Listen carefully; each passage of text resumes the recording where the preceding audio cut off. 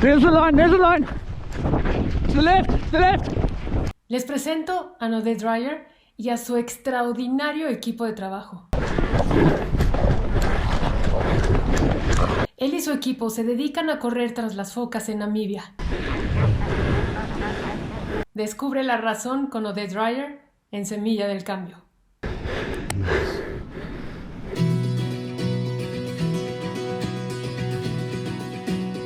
Hola, ¿qué tal? ¿Cómo están? Muchísimas gracias por estar aquí en Semilla del Cambio. El día de hoy la entrevista la tendré que llevar a cabo en inglés porque tengo a un invitado extra especial. Él está en Namibia y bueno, yo estoy aquí en México, tenemos 8 horas de diferencia, así es que bueno, sin más preámbulos les quiero presentar a Naude Dreyer. Ahí lo conocí a través de Instagram porque como saben algunos de ustedes estoy obsesionada con la basura en el planeta. Y lo encontré porque él es parte y él fundó junto con su esposa Katia Ocean Conservation Namibia. Okay, let's go.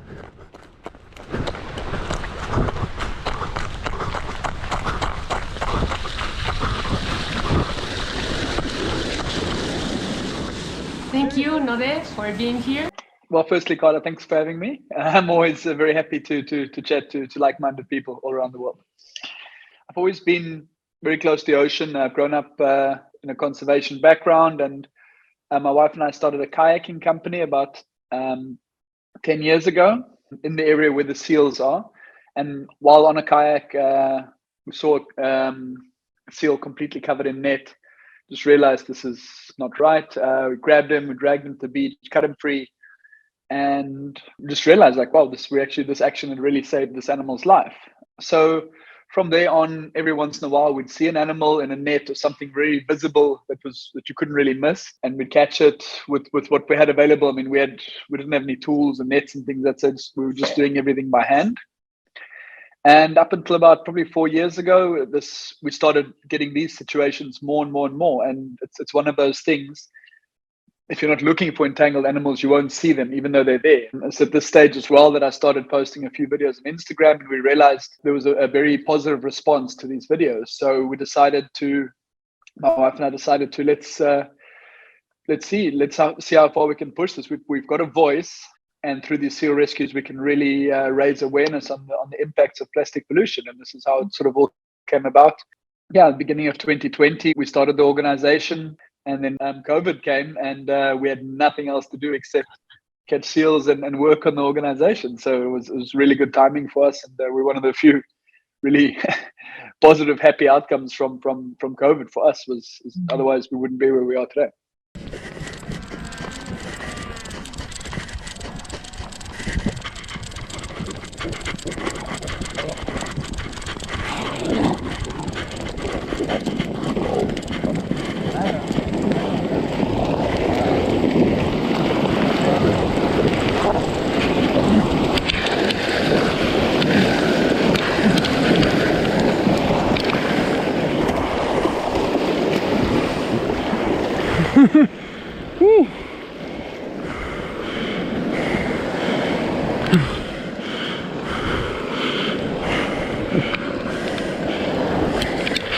Hold on. Hold on.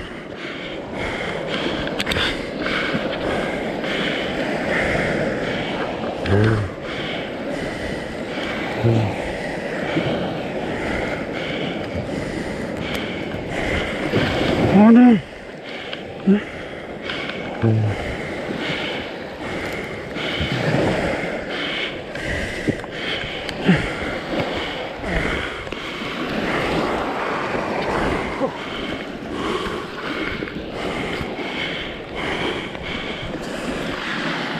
Massive ball of snook fishing line again. I've seen you. This is overwhelming. Well, it's mind-blowing for me when I see your videos and I see how you locate the seal. And I've just seen a newborn pup. So this guy is probably around 6 weeks old and is entangled. It looks like he's got some gill net around him. I mean, this guy only would have started swimming maybe 2 or 3 weeks ago. So that's terrible. That's really, really bad luck for him. I mean, in such a short span, he's actually entangled already. It looks quite tight. And then how you catch them and all this gear that you had to put together. so you can help the seal without harming them, because it's a dangerous operation. It's not easy at all. Every time I see you running like with your team, it's just mind-blowing. Oh, he's washed.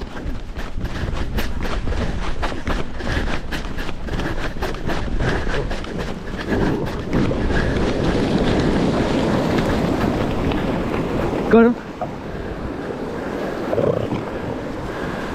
How do you find because there's hundreds of them, and you have the ability to find the one with a tiny little fishing line. So how do you do that, Naude? We're normally a team of at least 3 or 4 guys, and we always see the videos. We see the action side of the videos online, but what you don't see is us spending 5-6 hours in the sun with binoculars. Mm-hmm. Spend a lot of time crawling in, getting close to the animals, not to disturb them, and we've got binoculars, telescopes, spotting scopes, and we've become really good in looking for these irregularities. So you're just going through all these animals individually, sometimes 10 or 15,000 in one group, and you're just sort of scanning, and each one's got his own technique until you find something. It's just a small irregularity, sometimes just a small little line sticking out. If it's a big net, it's something visible, it's easier to see. But I must say we've gotten pretty good at spotting these. The more time we spend doing it, big game changer for us was when I started putting things online. Some scientists from NOAA and in the States saw what I was doing, and they sent me a net, because before that I was only using my hands, and this was really dangerous. I was going for seals that I really should not have been going for, and we were getting bitten a lot, but we were still getting results. But by bringing in the net, now we're catching seals up to 200 kilograms and catching more than one at a time. So the nets have been by far our biggest equipment or technology break for us. And then, based on the size of the animal, are we going to use a big net or the small net, or are we going to go by hand, because it's always the fastest? We want to reduce the amount of stress to the animal and the rest of the group as much as possible. So especially early in the year when the pups are small enough, we'll do a lot by hand. And then you'll see, as soon as we're running in, we'll have maybe 2 guys going for what we'll call the target, focusing all the energy on that. And at the same time, the other 2 will be scanning the whole time, because so often we'll have 5, 6, 7, 8 other seals in that group that we don't see when we're scanning, and we run in there, and then suddenly, okay, there's another one, and then so I've normally got small net over my shoulder and a big net in my hand, and then so we'll get one in the big net, take off the small net, you get another one in the small net, and then try and catch another one by hand, cut him free. So we'll get a lot of seals in one group sometimes. There's a lot of action, and I'm sure you can imagine after a morning like this where we catch 15 or 20 seals in one morning, it's you're completely exhausted. The adrenaline is just it gets quite intense.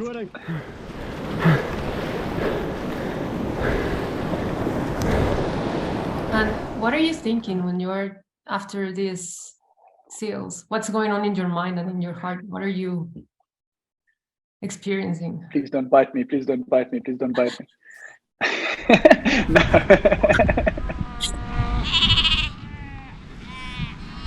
Okay, he's lying in this group. So this is a nursing creche group. Basically, we have a lot of pups lying together. They're all able to swim now, so they're fine. I don't mind disturbing them. And the mothers will take turns going out to sea to feed, while the other mothers look after the pups. He's lying down here, still fast asleep. I hope he wakes up first, because these little guys are so erratic they can actually bite the worst.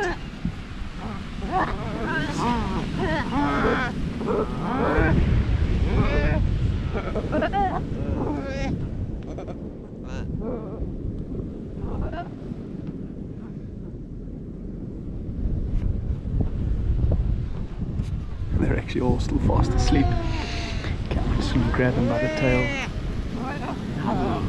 But he's gonna be rowdy.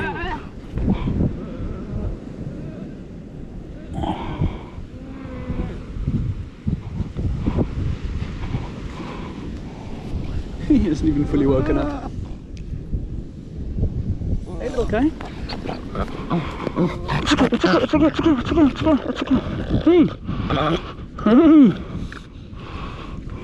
Okay, so this is a classic old gill net, really old one.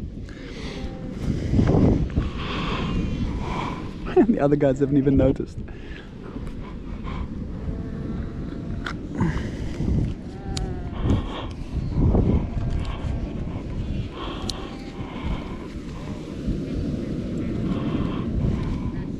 It's okay. Don't worry.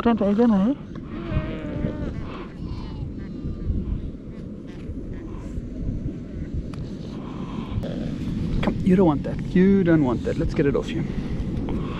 No. It's okay. So beautifully soft when they're this size. They haven't developed those hard hairs yet. Okay, but you're free. Oh, off he goes. He runs all over the rest.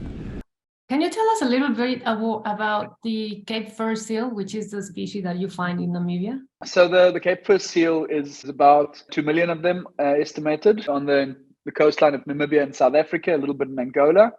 But we've got about 1.3 million in Namibia, so we've got the biggest population. They are fur seals, so closer to sea lions than they are to true seals.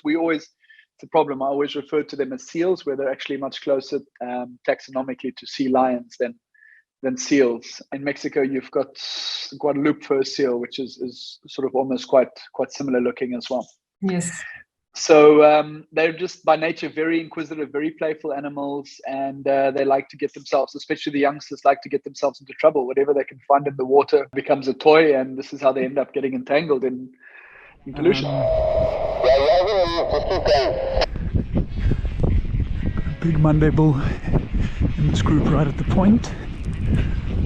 Wally's keeping tabs on the radio, and Denzil, Tony and I are going in. How did you put together this amazing team? Tony, he was with Sea Shepherd a few years ago. We met in town, and by chance, and I took him out one day to catch seals with me, and then the lockdowns came, boom, all of a sudden, and he couldn't leave. So he was stuck here for like 8 months, and the rest was history from there. He just enjoyed this so much. He had a really great sense of purpose here, and he decided to join our family full time. Denzil, he's the really fast one. He's brilliant. He was one of my kayaking guides as well, and then when the lockdown started, there was no work for the kayaking guides, so I brought in some of them to help out with the seals as well. He's really good with binoculars. He can see anything out there, and he's really fast. He's very handy to have on the team. And Wally is one of my oldest friends. He's actually one of the first guys I was doing rescues with. There was still a gap in the team, so I asked him to join, and he brought his wife Kat along, and they've both been part of the team now since the beginning of last year. I saw a bit of blood in the sand.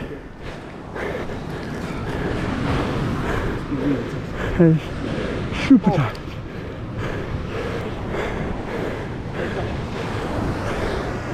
Okay, line's free. Okay, ready? Go. Whoa!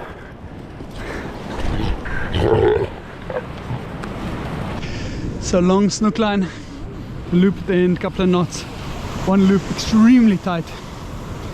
Luckily, could help on that one today. What kind of ocean debris do you find the most? Namibia is quite lucky. We've got no major rivers flowing into the ocean. It's a desert country, so there's no big rivers. So we don't have most of our rubbish is actually coming from the ocean side, not from the land side, like you've got in a lot of other countries where it's flowing in from the rivers. What we're targeting is mainly fishing waste, so ghost fishing gear, discarded lines, nets, commercial fishing lines, and also recreational or artisanal. You get a lot of artisanal fishermen as well, and then a lot of industrial shipping waste too. What we're pulling off animals, basically anything that can form a loop in the ocean will become a hazard. T-shirt.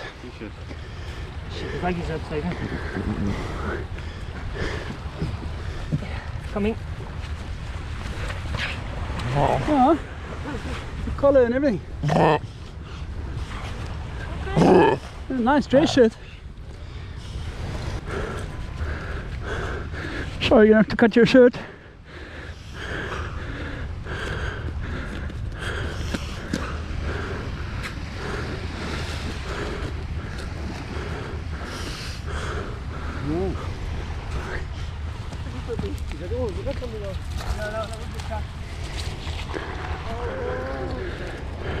quite tight.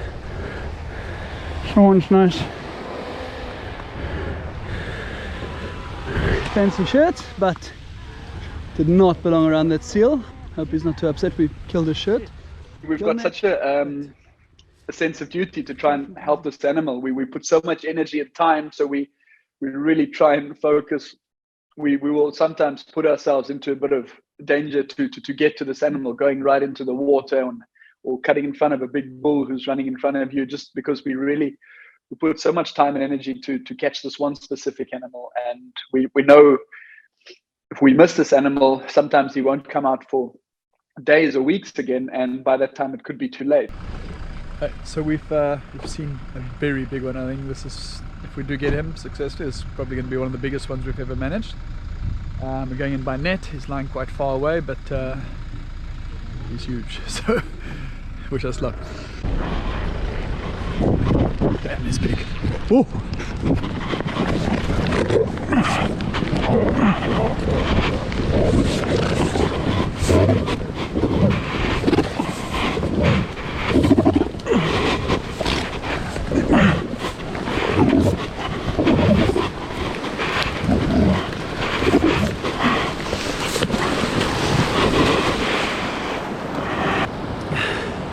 Too big, too fast, too strong. He must have been over 200 kilograms and scary as hell. It must be around maybe 4 or 5% of the seals that we go for that we don't actually get. We normally get the ones we're looking for. In most cases, we'll catch them again at a later stage because we always recognize them, and we try and take photos and things beforehand, and we'll make sure we try and focus extra hard to get those again at a later stage. How many seals have you rescued so far? This year has been our best year. We've done 680 rescues this year alone. Since we started the organization officially, it's on about 1,900. And I estimate, because I never really kept record before that, but I estimate around about 3,500 seals in total. Wow. Over the last 9 or 10 years, yeah. Okay, so we're back at Pelican Point. The whole family, it's Sunday, we're just taking a little drive out. And we've spotted a female subadult seal. Looks like she's got a line right around her sort of forehead and her face. It's not look very nice, it's very tight. And we're gonna see if we can get her. And what do your kids think about what you do and what Katya and you do? They love it. We try and involve them as much as we can. Katya does a really good job of keeping things together behind the scenes. Whenever we do get the chance, I love to go out with her as well, and she's done a few good rescues on her own before. We take the kids whenever we can as well. My son is now, he's just turned 13, but he's come with us quite often. He's big enough and fast enough now, so he's actually using the small net and catching seals on his own already. My daughters are still a little bit young, but they do come with, and we just try to involve them as much as possible, because it's kids that are going to be inheriting all of this from us one day, and then they need to, as much as everybody need to see what the effects of pollution and plastic and these things are in the world, and it's going to be up to their generation to fix all the problems that we've created, unfortunately. So yeah, we've got a lot of emphasis on youth development or youth education to try and show people what the consequences of this are. Okay, then onto the grill. No, open. Enjoy it. Okay, 1, 2, 3. Let's go. There we go.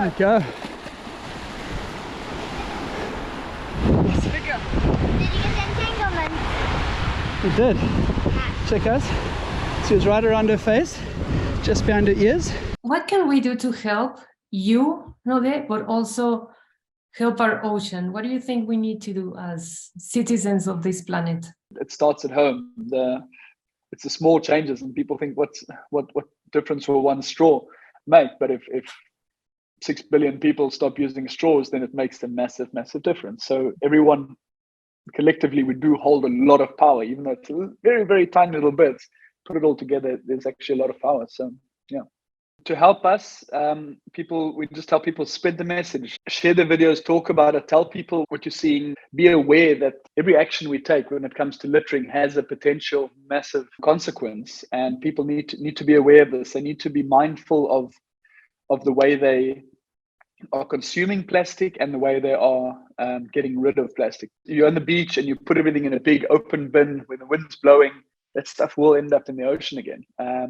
Take it home if you have to, and rather make sure if there is a recycling plant close by all means, do recycle.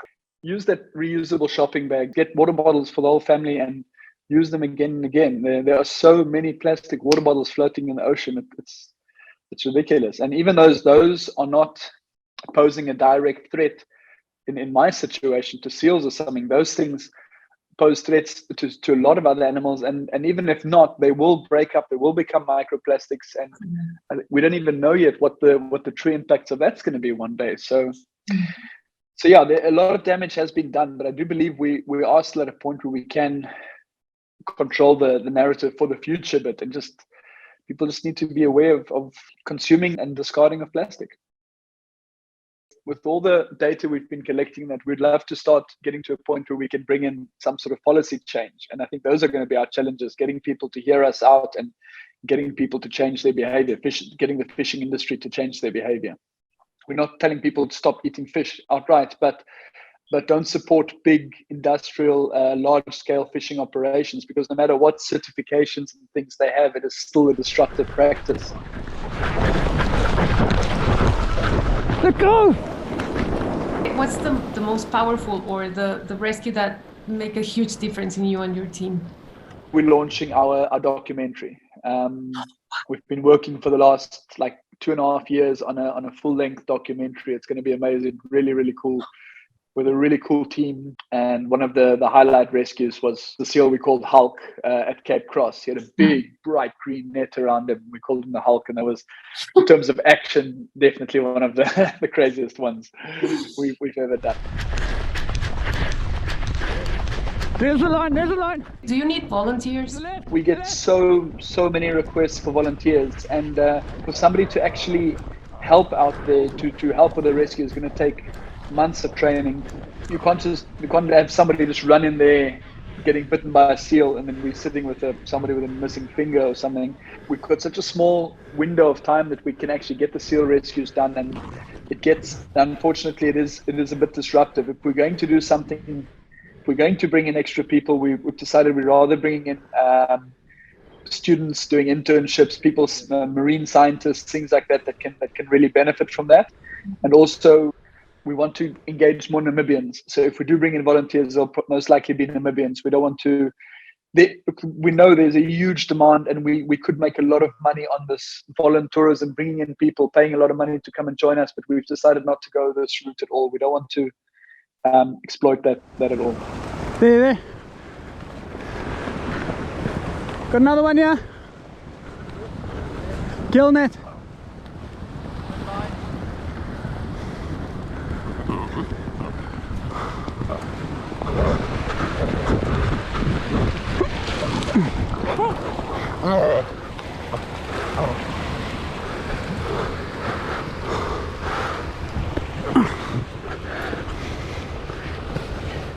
What would you say to the Latin American audience?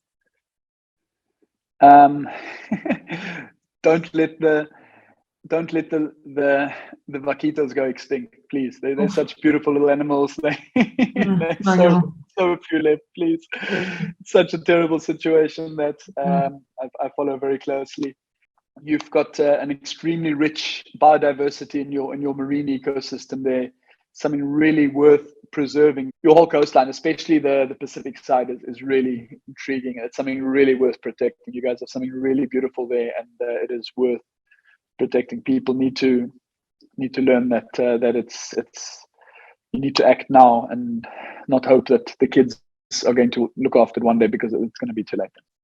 Know the source of your food, and that's just one thing. And again, I come back to this thing of the way you treat plastic, how you're going to use plastic, and how you're going to discard plastic. And wherever you can, if there's any viable alternative to avoiding that plastic, the planet will thank you for that, I promise.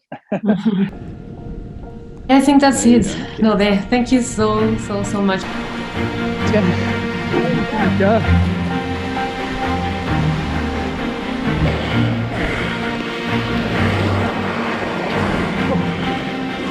3, push it.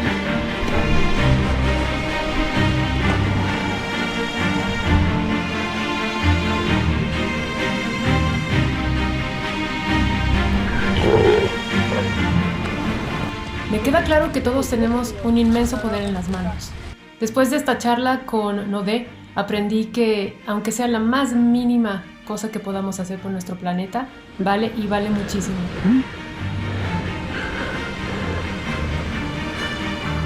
Pero sobre todo, lo más importante, y como lo dijo Naude, es cambiar nuestros hábitos de consumo y reducir el plástico en nuestra vida. Muchísimas gracias y nos vemos en el próximo episodio de Semilla del Cambio. I see his arm is halfway down, he's almost in the beach. Okay, let's go.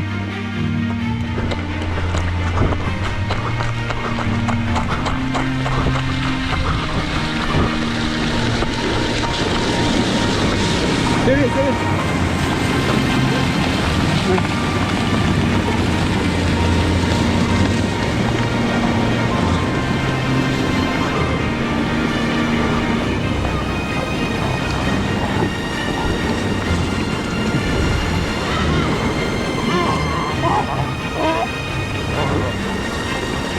We missed ours, but it looks like Wally's got a seal wearing a shirt.